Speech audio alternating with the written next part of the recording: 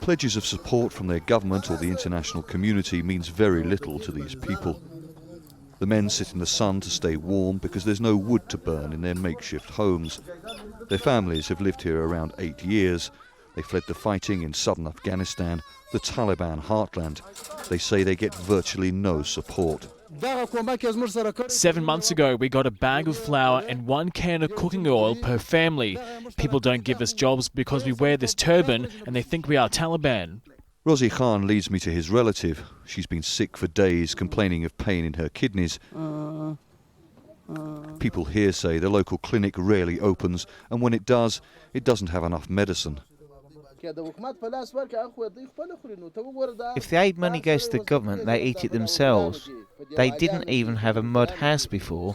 Now they have buildings and they drive armoured vehicles. Where did they get this money from? There are thousands of people living here, predominantly from southern Afghanistan.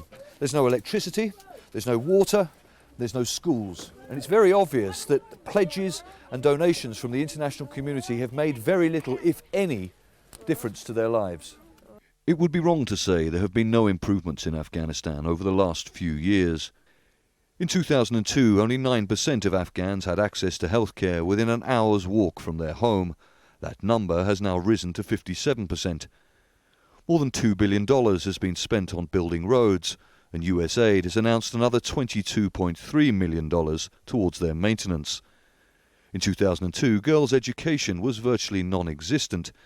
Now girls make up 1/3 of all children in school. A lot of aid money has been wasted.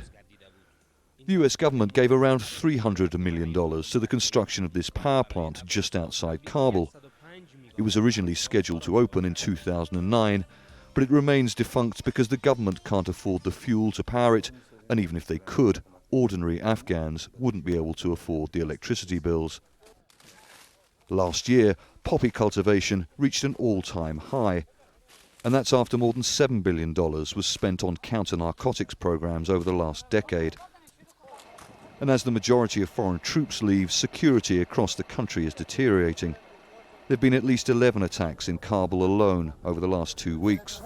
More money for Afghanistan is expected to be pledged in London. History has taught these people, at least, that money may make little difference to their lives. Charles Stratford, Al Jazeera, Kabul.